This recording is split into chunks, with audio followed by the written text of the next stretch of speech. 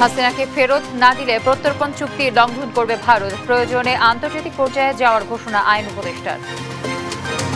আমরা প্রত্যর্পণের জন্য চিঠি লিখেছি।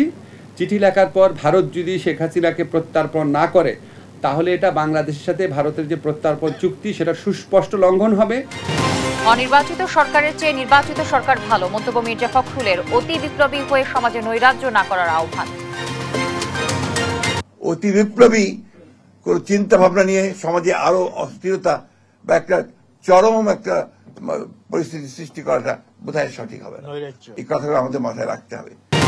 এবং যুদ্ধ এখনো শেষ হয়নি, নেতাকর্মীদের প্রস্তুত থাকতে হবে। বরিশালে জামায়াত আমির মনোমালিন্য ভুলে চরমোনাই পীরের সঙ্গে সাক্ষাৎ। দর্শক, আমন্ত্রণ সংবাদ প্রাতে। শুনছিলেন সংবাদ শিরোনামগুলো, সঙ্গে রয়েছে আমি তানজিয়া জুথি। আমিও তো টাকা রাখি কিন্তু আবার উঠেই খাই ফেলাই, তারপর ভিডিও দেখে একটা সেভিংস অ্যাকাউন্ট করে ফেললাম। বিকাশের মাধ্যমেই আমি টাকাটা ব্যাংকে জমাচ্ছি। অপচয় না করে আমরা যা রুজি রোজগার করি এটাকে আমাদের আসলে সঞ্চয় করা প্রয়োজন। বিকাশ অ্যাপে ডিপিএস, টাকা জমায় সারা দেশ। গণহত্যা মামলার আসামি শেখ হাসিনাকে ভারত ফেরত দেবে বলে আশা করছেন আইন উপদেষ্টা ডক্টর আসিফ নজরুল। না দিলে ভারত প্রত্যর্পণ চুক্তি লঙ্ঘন করবে জানিয়ে তিনি বলেন, প্রয়োজনে আন্তর্জাতিক পর্যায়ে যাবে বাংলাদেশ। শেখ হাসিনার বিষয়ে ইন্টারপোলের রেড অ্যালার্ট নিয়েও কথা বলেন উপদেষ্টা। এ সময় ফেব্রুয়ারির মধ্যে গায়েবী সব মামলা প্রত্যাহার করা হবে বলে জানান তিনি। আরো জানাচ্ছেন আমাদের সহকর্মী জান্নাতুল মোহনা। সুপ্রিম কোর্টে বিচারক নিয়োগ সহ সমসাময়িক নানা বিষয়ে মঙ্গলবার বিকেলে নিজ মন্ত্রণালয়ে সংবাদ সম্মেলন করেন আইন উপদেষ্টা ডক্টর আসিফ নজরুল। বিচারক নিয়োগ প্রসঙ্গে তিনি বলেন, এখন থেকে বিচারক নিয়োগ হবে দক্ষতা এবং দল নিরপেক্ষতার ভিত্তিতে। পিপিরা অনেক সময় অভিযোগ আসে, কিছু সময় অভিযোগ আসে যে পিপিরা যেহেতু দলীয়ভাবে নিয়োগ হন এই জন্য অনেক সময় ওনারা নিরপেক্ষ ভূমিকা পালন করতে পারে না, রাষ্ট্রের পক্ষে ভূমিকা পালন না করে ক্ষমতাসীন দলের পক্ষে ভূমিকা পালন করেন। এই প্রবলেমের সলিউশন হচ্ছে স্থায়ী প্রসিকিউশন সার্ভিস প্রণয়ন করা, প্রতিষ্ঠা করা। সেই লক্ষ্যে আমরা আইন তৈরির কাজ শুরু করেছি, অনেক দূর এগিয়ে গেছে। সম্ভবত 1 মাসের মধ্যে এটা আমরা করতে পারবো। সাইবার সিকিউরিটি আইনে করা 113টি মামলা প্রত্যাহার করা হয়েছে জানিয়ে উপদেষ্টা বলেন, 2 সপ্তাহের মধ্যে মত প্রকাশের স্বাধীনতা সংক্রান্ত সব মামলা ও ফেব্রুয়ারির মধ্যে সব গায়েবী মামলা প্রত্যাহার করা হবে। 332টি স্পিচ অফেন্সের মধ্যে পাবলিক প্রসিকিউটরের মাধ্যমে ইতিমধ্যে 113টি মামলা প্রত্যাহার করা হয়েছে। আমরা আশা করছি আগামী 2 সপ্তাহের মধ্যে স্পিচ অফেন্স সংক্রান্ত যতগুলা মামলা আছে সব প্রত্যাহার করা হবে। শেখ হাসিনাকে ফেরত না দিলে ভারত প্রত্যর্পণ চুক্তি লঙ্ঘন করবে জানিয়ে তিনি বলেন, প্রয়োজনে আন্তর্জাতিক পর্যায়ে যাবে বাংলাদেশ। তার বিরুদ্ধে ইন্টারপোলের রেড অ্যালার্ট নিয়েও কথা বলেন আইন উপদেষ্টা। ভারত যদি শেখ হাসিনাকে প্রত্যর্পণ না করে তাহলে এটা বাংলাদেশের সাথে ভারতের যে প্রত্যর্পণ চুক্তি সেটা সুস্পষ্ট লঙ্ঘন হবে। সেটা আমরা সেই ব্যাপারে আমরা বিশ্ব সমাজে কি পদক্ষেপ নেব সেটা আমাদের পররাষ্ট্র মন্ত্রণালয়ের মাধ্যমে ঠিক করা হবে। রেড অ্যালার্ট জারি করা হয়েছে ইন্টারপোলের মাধ্যমে। আমাদের যা যা করণীয় আছে আমরা করে যাচ্ছি, আরও কিছু করণীয় থাকলে ক্ষেত্র বিশেষে চিন্তা করে আমরা অবশ্যই করব। এছাড়া বিয়ের ক্ষেত্রে ট্যাক্স প্রত্যাহারের পাশাপাশি কাবিননামায় কুমারী শব্দ প্রত্যাহারের কথাও জানান ডক্টর আসিফ নজরুল। জান্নাতুল মোহনা, দেশ টিভি, ঢাকা। দর্শক, কিছুক্ষণ আগে যেই প্রতিবেদনটি দেখছিলাম যে গণহত্যায় অভিযুক্ত শেখ হাসিনাকে ফেরতের বিষয়ে কতটা আশাবাদী উপদেষ্টায় নিয়ে আমাদের সহকর্মী জান্নাতুল মোহনার একটি প্রতিবেদন দেখেছিলাম।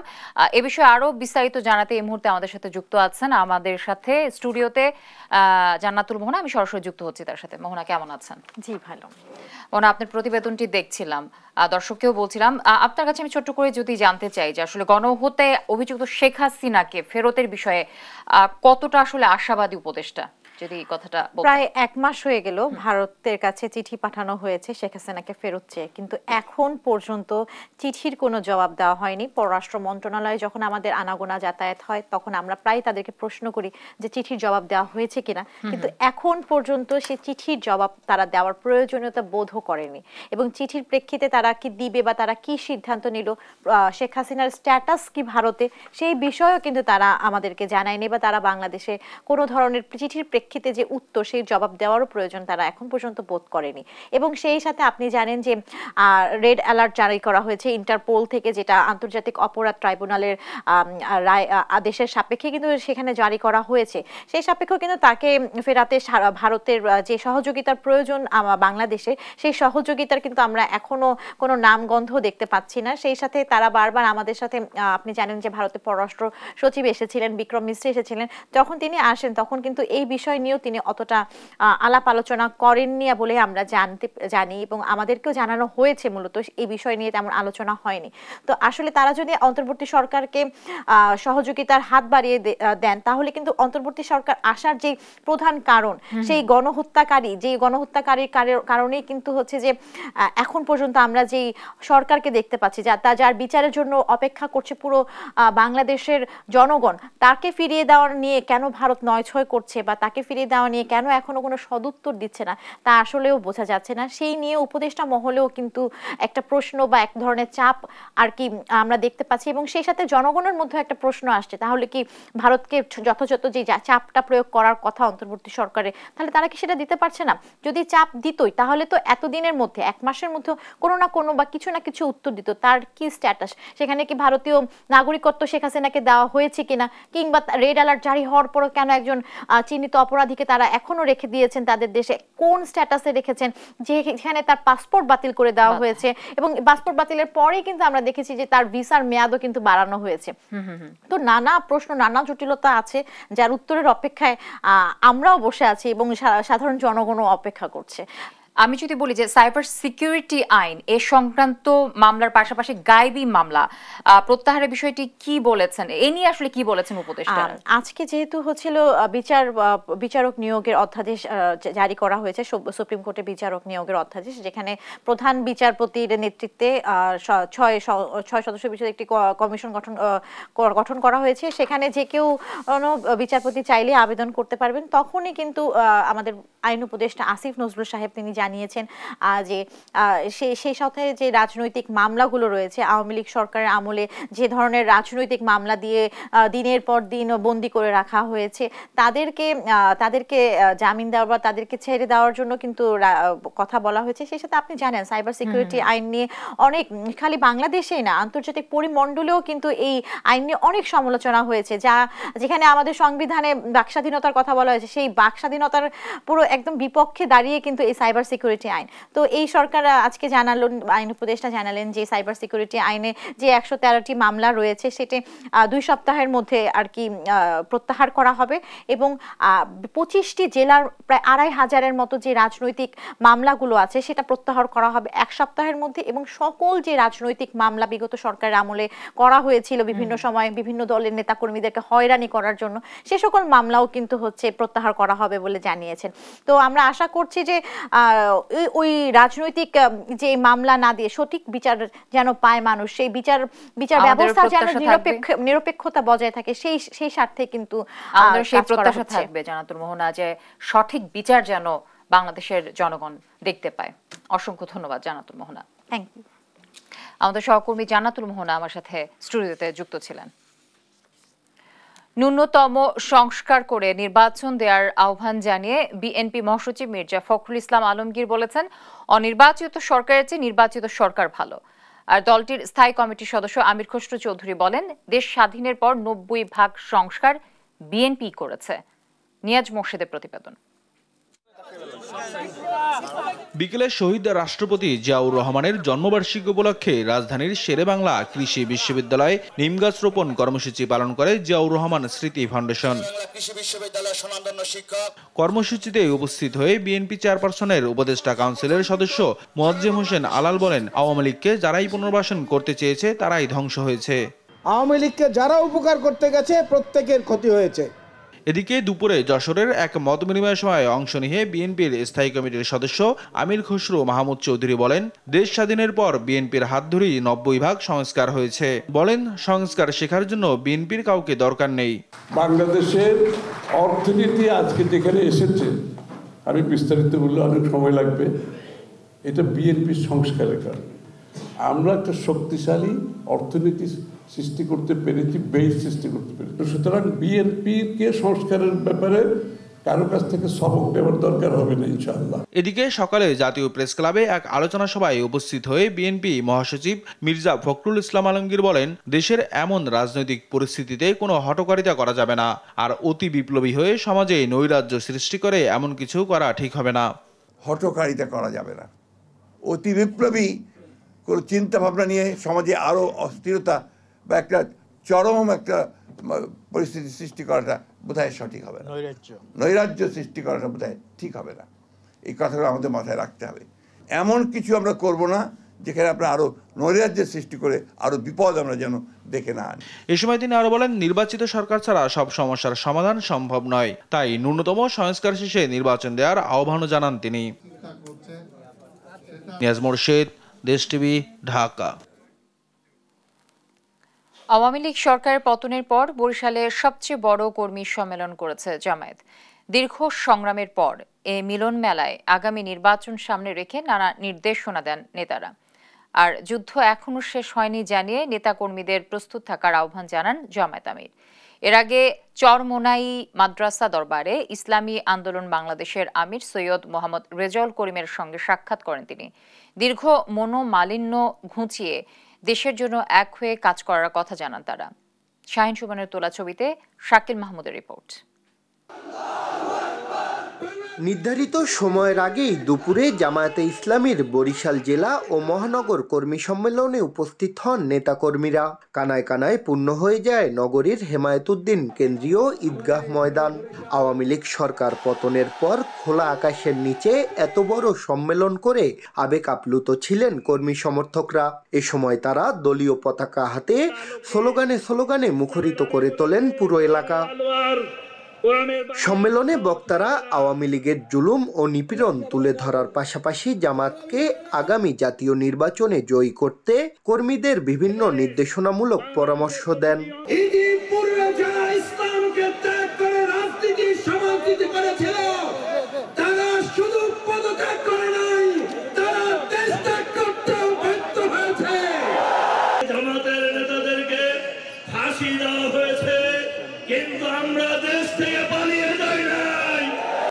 কর্মী সম্মেলনে স্থানীয় নেতারা জামায়াতে আমিরের সামনে বরিশালের মানুষের কাঙ্ক্ষিত নানা উন্নয়নের কথা তুলে ধরে সেসব বাস্তবায়নের প্রতিশ্রুতি চান। আপনার কাছে আমরা প্রত্যাশা করব, আপনি আমাদের দিকে লক্ষ্য রাখবেন, আমাদের সেই বাবুগঞ্জ মুরাদি সেতুটি যাতে নির্মিত হয়। এ সময় প্রতিশ্রুতি দিয়ে জামায়াত আমির বলেন, আওয়ামী লীগ প্রমাণ করেছে তারা কোনো রাজনৈতিক দল নয়, বরং গণহত্যাকারী সিন্ডিকেট। এ সময় যুদ্ধ এখনো শেষ হয়নি জানিয়ে কর্মীদের তৈরি থাকার আহ্বান জানান তিনি। রাজনীতির নাম যদি গণহত্যা হয় তাহলে এমন দল বাংলাদেশের জনগণ বরদাস্ত করবে না। রাজনীতির নাম যদি জনকল্যাণ হয় তাহলে জনগণ যাকে পছন্দ করবে তাকে বরণ করে নেবে। আওয়ামী লীগ প্রমাণ করেছে তারা কোনো রাজনৈতিক দল নয়, বরঞ্চ গণহত্যাকারী একটা সিন্ডিকেট। এর আগে দুপুর 1টায় বরিশালের চরমোনাই মাদ্রাসা দরবারে ইসলামী আন্দোলন বাংলাদেশের আমির চরমোনাই পীর সৈয়দ মোহাম্মদ রেজাউল করিমের সাথে সাক্ষাৎ করেন জামায়াতে ইসলামীর আমির ডাক্তার শফিকুর রহমান। এ সময় দীর্ঘ মনোমালিন্য ঘুচিয়ে এক হয়ে দেশের জন্য কাজ করার কথা জানান তারা। শাকিল মাহমুদ, দেশ টিভি, বরিশাল। পুলিশের সাবেক আইজি বেনজির আহমেদের মালিকানাধীন গোপালগঞ্জের Savanna eco resort and natural পার্কে অভিযান চালিয়েছে জাতীয় রাজস্ব বোর্ডের সেন্ট্রাল ইন্টেলিজেন্স সেল। অভিযানে মিলেছে বিপুল অঙ্কের রাজস্ব ফাঁকির তথ্য। আরও কয়েকটি দপ্তরের তথ্য নিয়ে দেয়া হবে পূর্ণাঙ্গ প্রতিবেদন। এরপর ব্যবস্থা নেবে কর অফিস। সহকর্মী জাবরুল ইসলামের রিপোর্ট, জানাচ্ছেন আপন অপু।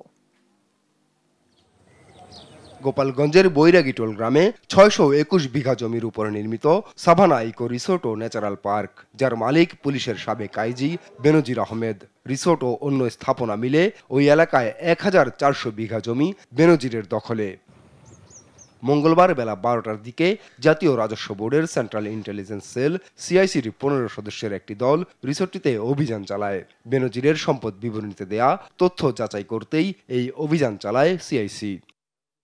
পার্কের বিভিন্ন অফিস কক্ষের কম্পিউটারের হার্ড ডিস্ক ও ফাইলপত্র যাচাই বাছাই করে মিলেছে বিপুল পরিমাণ কর ফাঁকির সত্যতা। সাভানা ইকো রিসোর্ট সম্পর্কে আমরা একটু তদন্তে এসেছিলাম এবং তদন্ত এবং অনুসন্ধানের মাধ্যমে আমরা সুনির্দিষ্ট কিছু কর ফাঁকির তথ্য পেয়েছি। ভ্যালুয়েশন তথ্য পাওয়ার পরই আমরা বলতে পারবো যে কর ফাঁকির পরিমাণটা এক্স্যাক্টলি কত। কিন্তু তার আগে বলে নিই, যেটা হচ্ছে কর ফাঁকির একদমই সুনির্দিষ্ট কিছু তথ্য আমাদের হাতে এসেছে। স্থানীয়দের দাবি, হিন্দু সম্প্রদায়ের লোকজনের জমি দখল করে বানানো হয় সাভানা রিসোর্ট। লিখিত অভিযোগ পেলে এ বিষয়েও ব্যবস্থা নেওয়া হবে বলে জানিয়েছে সিআইসি। প্রতিষ্ঠানের যত ধরনের ইনভেস্টমেন্ট আছে আরও কয়েকটি দপ্তর থেকে চলছে তথ্য সংগ্রহ। সব নথি পর্যালোচনা করে চূড়ান্ত প্রতিবেদন দেওয়া হবে কর অফিসকে, পরে ব্যবস্থা নেবে তারা। নিউজ ডেস্ক, দেশ টিভি। আন্তর্জাতিক আইন না মেনে জয়পুরহাটের 5 বিবি সীমান্তে বেড়া নির্মাণের চেষ্টার অভিযোগ উঠেছে বিএসএফ এর বিরুদ্ধে। খবর পেয়ে বিজিবি কাজ বন্ধ করার পর দুপক্ষের মধ্যে পতাকা বৈঠক হয়েছে। বিজিবি ও স্থানীয়রা জানান, মঙ্গলবার সকালে উছনা ঘুনাপাঠা 281 পিলার এলাকায় ভারত সীমান্তের কিছু অংশে বাঁশ দিয়ে বেড়া নির্মাণের চেষ্টা করে বিএসএফ। এলাকাবাসী বিজিবিকে খবর দিলে তাদের হস্তক্ষেপে বন্ধ হয় কাজ। জয়পুরহাট 20 বিজিবি ব্যাটালিয়নের অধিনায়ক জানান, বিজিবির হাটখোলা ক্যাম্প কমান্ডারের সঙ্গে বিএসএফ এর পতাকা বৈঠক হয়েছে। এ সময় বেড়া তুলে নিয়ে যাবে বলে আশ্বস্ত করেছে বিএসএফ। বিজিবির পক্ষ থেকে বিএসএফ কে লিখিত প্রতিবাদ পাঠানো হচ্ছে বলেও জানান এই কর্মকর্তা। বিহিটুকু না, আমরা তো আসে দেখলাম যে ঘিরা আগেই ফেলে রাখছে, আসার পর তো আর ঘিরা না। আর ঘিরেছে না, আসার পর ঘিরে এই পর্যন্ত মানে অনেকটুকু ঘিরছে। ঘিরার পর আমরা আসার পর তারপর আর না ঘিরে ওরা উঠাই চলে গেছে। সন্ধ্যাবেলা লাইট আবার বন্ধ করেছিল, বন্ধ করার পর সকাল থেকে শুনতেছি ঘিরতেছে। তারপর আমাদের বিজিবির লোকেরা বাধা দিচ্ছে। ভোরবেলার টাইমে তার কাটা দিয়ে ঘিরেছে ওরা, তখন আবার বিডিআররা এসে বাধা দিতে। আমরা সংবাদ রাতে আছি। পলিথিনের বিকল্প বহুকাল আগে থেকেই ব্যবহার হয়ে আসছে, তাই সবাই সচেতন হলে পলি ব্যাগ বন্ধ করা সম্ভব বলে মনে করেন পরিবেশ উপদেষ্টা সৈয়দা রিজওয়ানা হাসান। মঙ্গলবার বিকেলে পরিবেশ অধিদপ্তরের পলিথিন ব্যাগ ব্যবহার বন্ধকরণ কার্যক্রমে স্বেচ্ছাসেবকদের সনদ বিতরণ অনুষ্ঠানে এই মন্তব্য করেন তিনি। বলেন, পলিথিন উৎপাদন শ্রমিকরা মানবেতর পরিবেশে কাজ করলেও তা নিয়ে সোচ্চার নয় কারখানা মালিকরা। পলিথিন ব্যাগ বন্ধ না হলে পরিবেশ রক্ষা সম্ভব হবে না উল্লেখ করে ঢাকার বাইরে সরবরাহ ঠেকাতে পুলিশকে নির্দেশনা দেয়া আছে বলেও জানান উপদেষ্টা। স্ট্র খেতে লাগে কেন? একটু ফ্যাশন করে কোকটা টান দাও, তার দরকার নাই তো বাবা। এই স্ট্রটা 100 বছরের পৃথিবী থেকে যাবে না। আমাদের বাবারা দাদারা যেটাতে বাজার করেছেন সেটাই আমাদের বিকল্প। কোনোদিনও পলিথিন শপিং ব্যাগ যারা বানায় তারা আমার শ্রমিকের ক্যান্সার হচ্ছে বানাবো না এই কথাটা বলে না। তুমি যখন ব্যবসাটা বন্ধ করতে বলবা তখন শ্রমিক স্বার্থটা নিয়ে তোমার সামনে চলে আসবে। সারা দেশে বাড়ি বাড়ি গিয়ে ভোটার তালিকা হালনাগাদের কাজ শুরু হয়েছে। এই কার্যক্রম ফেব্রুয়ারির 3 তারিখ পর্যন্ত চলমান থাকবে। 2008 সালের পূর্বে যাদের জন্ম তারা এবার নতুনভাবে ভোটার তালিকায় অন্তর্ভুক্ত হতে পারবে। এছাড়া ভোটারদের মধ্যে যারা মৃত্যুবরণ করেছে তাদেরও তালিকা তৈরি করা হচ্ছে। সহকর্মীদের পাঠানো তথ্যচিত্রে টুম্পা আফরোজের রিপোর্ট। সারা দেশের ন্যায় বরিশালেও শুরু হয়েছে ভোটার তালিকা হালনাগাদ কার্যক্রম। মঙ্গলবার সকাল থেকেই 225 জন সুপারভাইজার, 994 জন তথ্য সংগ্রহকারী জেলার প্রতিটি উপজেলা ও বরিশাল সিটি কর্পোরেশন এলাকার 30টি ওয়ার্ডে কার্যক্রম চালায়। সংগ্রহ করেন ভোটারদের তথ্য। জেলায় মোট ভোটার সংখ্যা 22,22,933 জন। কুমিল্লা সিটি কর্পোরেশন 8টি পৌরসভা ও 17টি উপজেলার 193টি ইউনিয়নেও এ কার্যক্রম শুরু হয়েছে, যা চলমান থাকবে আগামী মাসের 3 তারিখ পর্যন্ত। তথ্য সংগ্রহের জন্য কুমিল্লা জেলাকে 4টি ভাগে ভাগ করা হয়েছে। পরবর্তীতে 4 ধাপে নিবন্ধন কার্যক্রম পরিচালনা করা হবে। এ সময়ে ছবি তোলার কার্যক্রমটিও সম্পন্ন করা হবে। আমাদের বাড়িতে আসছে, আমরা আবেদন করছি, আমরা এমনকি বৈষম্য বিরোধী ছাত্র আন্দোলন কুমিল্লা মিডিয়ার পক্ষ থেকে আমরা প্রচার করছি যেন তারা তরুণরা যেন সবাই মিলে একসাথে যেন এই আবেদনটা করে। কারো বাড়িতেও যদি না যায় তারা যেন নির্বাচন অফিসে যে যোগাযোগ করে আবেদনটা করে। আজকে বাসায় গেছিল ভোটার তালিকা জমা নিতে, জমা দিয়েছি। আমার ভাইয়েরটা দিছি, আমার বোনেরটা দিছি, আরও আমার কিছু 2জন ফ্রেন্ড ছিল তাদেরকে ডাক দিয়ে আনছি, তাদেরকেও জমা দিয়েছি। তো আমরা এটা নিয়ে অনেক খুশি। নরসিংদীতে মঙ্গলবার সকাল থেকে তথ্য সংগ্রহকারী কর্মীরা বাড়ি বাড়ি গিয়ে তথ্য সংগ্রহ করেন। যারা ভোটার তালিকায় অন্তর্ভুক্ত হননি তাদের থেকে প্রয়োজনীয় তথ্য প্রমাণাদি নিয়ে ভোটার তালিকায় অন্তর্ভুক্ত করা হচ্ছে। নতুন ভোটার হওয়ার ক্ষেত্রে জন্ম নিবন্ধনের বাংলা ইংরেজি কপি, পিতামাতার এনআইডি কার্ড, শিক্ষাগত যোগ্যতার সার্টিফিকেটের কপি, রক্তের গ্রুপ, মোবাইল নম্বর সহ প্রয়োজনীয় তথ্য অন্তর্ভুক্ত করা হচ্ছে।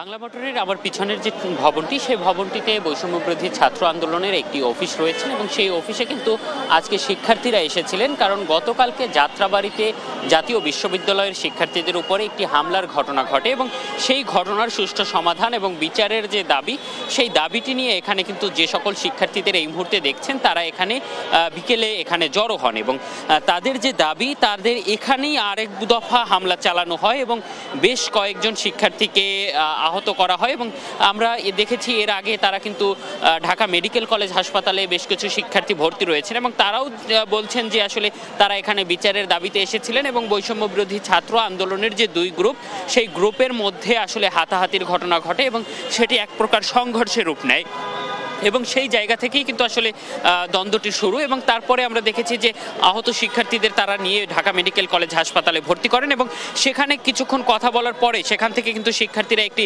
মিছিল করে আবারও এই যে বাংলা মোটর এখানে এসে জড়ো হন এবং এখানে এসে প্রথমেই তারা সড়কটি অবরোধের চেষ্টা করেন এবং তারপরে তারা কিন্তু নিজেরাই আবার সেই সড়কটি ছেড়ে দিয়ে এই মুহূর্তে ঠিক বাংলা মোটরের যে রূপায়ণ টাওয়ার, সেই রূপায়ণ টাওয়ারের সামনে তারা অবস্থান করছেন এবং তারা কিছুক্ষণ আগে এখানে আবারও কথা বলেছিলেন এবং তারা যেটি বলেছেন যে আগামীকালকে 11টায় জাতীয় প্রেস ক্লাবের সামনে তারা জড়ো হবেন এবং একইভাবে বিচারের দাবিতে তারা মানববন্ধন করবেন এবং তারা সেখানে তাদের যে দাবি দয়া সেগুলো তুলে ধরবেন এবং তাদের যে যাত্রাবাড়িতে যে হামলা, তারপরে বাংলা মোটরের রূপায়ণ টাওয়ারে যে হামলা হয়েছে, এই সকল হামলার বিচার যদি না হয় সেক্ষেত্রে তাদের কর্মসূচি একের পর এক চলতে থাকবে বলে তারা এখন পর্যন্ত আমাদেরকে জানিয়েছেন এবং এখানে তারা আরেকটি বিষয় বলছেন যে যেহেতু বৈষম্য দূর করার জন্য আন্দোলন এবং সেই আন্দোলনে সবাই একত্রিত হয়ে কাজ করেছেন, এখন আবারও যে বৈষম্য শুরু হচ্ছে বা তাদেরকে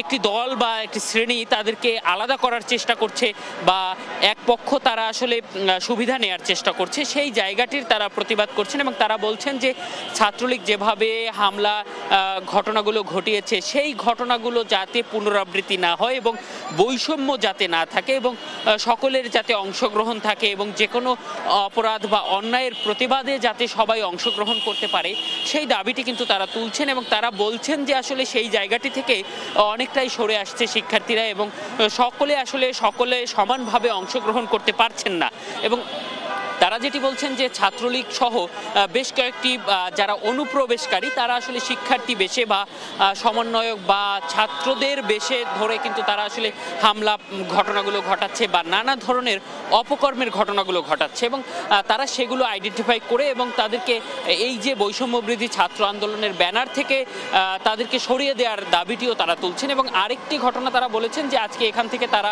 রমনা থানায় গিয়ে আজকে এখানে যে হামলা হয়েছে সেই হামলার ঘটনায় তারা একটি মামলা দায়ের করবেন। তো এই ছিল আমার কাছে বাংলা মোটর থেকে সবশেষ। আমাদের সহকর্মী এম এ আজিম যুক্ত ছিলেন বাংলা মোটর থেকে। শেখ হাসিনা দেশকে ভারতীয় দাসে পরিণত করতে চেয়েছিলেন মন্তব্য করে বিএনপির রাজশাহী বিভাগের সাংগঠনিক সম্পাদক সৈয়দ শাহিন শওকত মঙ্গলবার বিকেলে চাঁপাইনবাবগঞ্জের শিবগঞ্জ উপজেলার সীমান্তবর্তী বিনাথপুর উচ্চ বিদ্যালয় মাঠে ত্রিবার্ষিক সম্মেলনে তিনি এ মন্তব্য করেন। বিএনপির এ নেতা আরও বলেন, স্বৈরাচার আমলে ফেলানীর লাশ কাঁটাতারে ঘণ্টার পর ঘণ্টা ঝুলেছিল, কিন্তু হাসিনার ভয়ে কেউ মুখ খোলার সাহস পায়নি। জাতি পরিষ্কার বুঝেছে শেখ হাসিনা দেশের স্বাধীনতা বিক্রি করে ভারতীয় দাসত্ব প্রতিষ্ঠা করতে চেয়েছিলেন। ভারত তার সমস্ত সমরাস্ত্র এক জায়গায় করে বিএসএফ দেখিয়ে বিএসএফের হাতে ভারী ভারী অস্ত্র দিয়ে বাংলাদেশের দিকে চোখ রাঙানোর চেষ্টা করেছে। অতীতে আমরা দেখেছি আমার বোন, আমার সন্তান ওই ফেলানীর লাশ কাঁটাতারের বেড়ায় ঝুলছে। শেখ হাসিনা ওয়াজেদ কোনো প্রতিবাদ করেন নাই। নাটোর ও মুন্সিগঞ্জে সড়ক দুর্ঘটনায় মৃত্যু হয়েছে 4 জনের। নাটোরের লালপুরে মোটরসাইকেলে ট্রাকের ধাক্কায় মৃত্যু হয়েছে 3 কিশোরের।